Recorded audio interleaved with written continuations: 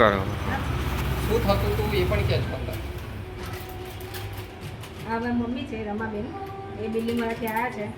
એમને તબિયત ઝાડા ઉલટી બંધ થતા નથી અને હોસ્પિટલમાં દાખલ કર્યા હતા. તો રિપોર્ટ કરાયા પણ તબિયત સુધરતી નહોતી. એટલે પછી માનતા માની હતી કે જો હું સારું થઈશ તો હું દર્શન કરવા હું આવીશ. ત્યાર પછી રિપોર્ટ નોર્મલ થયા અને કંઈ ટૂંકમાં પતી ગયું એટલે દર્શન કરવા જાય છે. એટલે ઝાડા ઉલટી બધું બંધ થઈ ગયું. હા, બંધ થઈ ગયું. ક્યારે કેટલા દિવસમાં?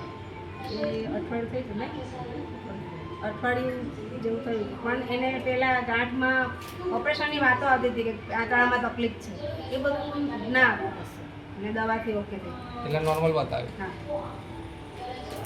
સારું. ઘરે આવીને પાછી ઉલટી ચાલુ થઈ, પાછું જવું પડે. 3 વાર દવા ચાલી, 3 વાર એડમિટ કર્યા હતા. આવી જ્યાં ઉલટી સારા થાય ઘરે આવે ફરી થાય, સારા થાય ફરી થાય ઉલટી, અને રસ્તો બતાવ્યા પછી સારું થઈ ગયું. પછી સારું થાય.